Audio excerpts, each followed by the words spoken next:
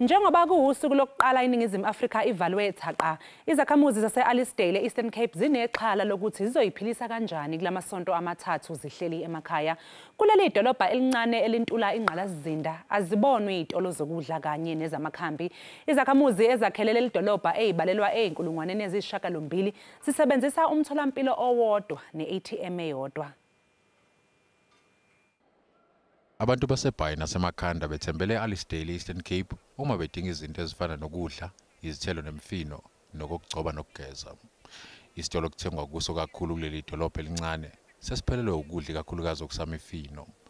Abusehli ubuthongo ebantwini njengoba amatekisi engahambi nokudla sekushoda ezitolo. Seyiyo ngokuSouthdown. Abanye abantu abakaBay bazawuya njani ezidolophini?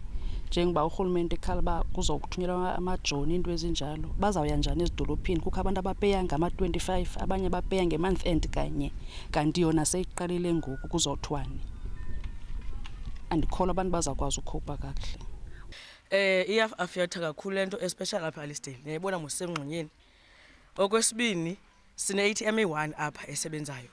La ATM bona mhlanje date zi25 abantu basemashamari bapeyile, so la ATM ngakwazi kuma ingasebenzi tot. So abanye abantu xa befuna imali yabo bazayifumana njani? Isikhungo sezenhlalakahle somphakathi lapha sesiqalile ukwelekelela abantu ngosizo abalidingayo oningi labo alisebenzi. Ngaphambi kokumiswa kwayo yonke into kulelizwe, lesikhungo sesibuye sibe indawo yokufundisa intsha. Lesikhungo sibuye sisetshenziswe njengendawo yokuphakela laba abangenakho ukudla. Njengoba kumiswe yonke into kulelizwe, lesikhungo sivaliwe okwenza ukuthi singakwazi ukuhlinzeka izingane ngokudla. Iningi labantu kule ndawo alinalo ulwazi olugcwele ngaleli gciwane icorona.